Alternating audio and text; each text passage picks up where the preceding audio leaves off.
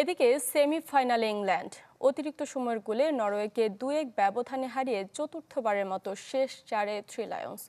যদিও শুরুতে এগিয়ে গিয়েছিল নরওয়ে, তবে নির্ধারিত আর অতিরিক্ত সময়ে জুড বেলিংহ্যামের জোড়া গোলে জয় নিশ্চিত হয় ইংলিশদের।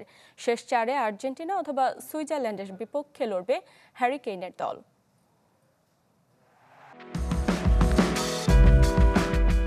ইটস কামিং হোম ধ্বনিতে মুখরিত মায়ামি স্টেডিয়াম। 1966, 90 আর 2018 আসরের পর আরও একবার সেমিফাইনালে ইংল্যান্ড। থেমে গেল ভাইকিং রো। ইংলিশদের চেপে ধরেও শেষ পর্যন্ত কোয়ার্টার ফাইনালে থামতে হলো নরওয়েকে। নায়ক থেকে ভিলেইন আর্লিং হল্যান্ড। টরবর্ন হেগেমের এই গোলটা হলে অতিরিক্ত সময়ে গড়ায় না ম্যাচ। নির্ধারিত সময়ে জিতে ইতিহাস গড়তে পারত নরওয়ে, কিন্তু তার আগে এলিয়ট অ্যান্ডারসনকে ফাউল করে বসেন হল্যান্ড। ভিআরে বাতিল হয় গোল, কপাল পড়ে লায়নদের।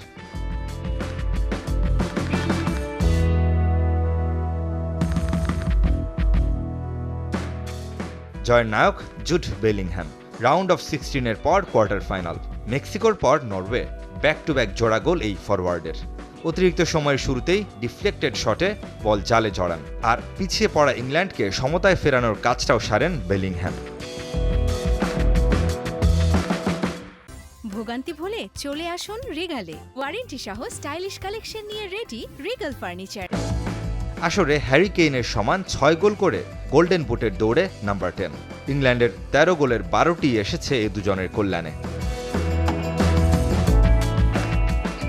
অথচ দ্বিতীয়ার্ধের পুরোটা সময় একের পর এক আক্রমণে ইংলিশ রক্ষণে ভয় ধরিয়েছে নরওয়ে। ক্রিস্টোফার হেগেনের হেডার ক্রসবারে লেগে ফেরে। কখনো সরলথ, কখনো বা হল্যান্ড হতাশ করেছেন বারবার। এমনকি প্রথমার্ধেও এগিয়েছিল নরওয়ে। আন্দ্রেস সেলদেরাপের দৃষ্টিনন্দন দূরপাল্লার শট রুখতে ব্যর্থ ইংলিশ গোলরক্ষক জর্ডান পিকফোর্ড। যদিও পিছিয়ে থেকে প্রথমার্ধেই এগিয়ে যেতে পারত ইংল্যান্ড। বিরতির ঠিক আগে অফসাইডের ফাঁদে বাতিল হয় হ্যারি কেইনের গোল। হারলেও চোখে চোখ রেখে লড়েছে 28 বছর পর বিশ্বকাপে পা রাখা নরওয়ে। বিপরীতে কঙ্গোর পর আসরে দ্বিতীয়বার পিছিয়ে পড়েও জয়ের গল্প লিখেছে ইংল্যান্ড।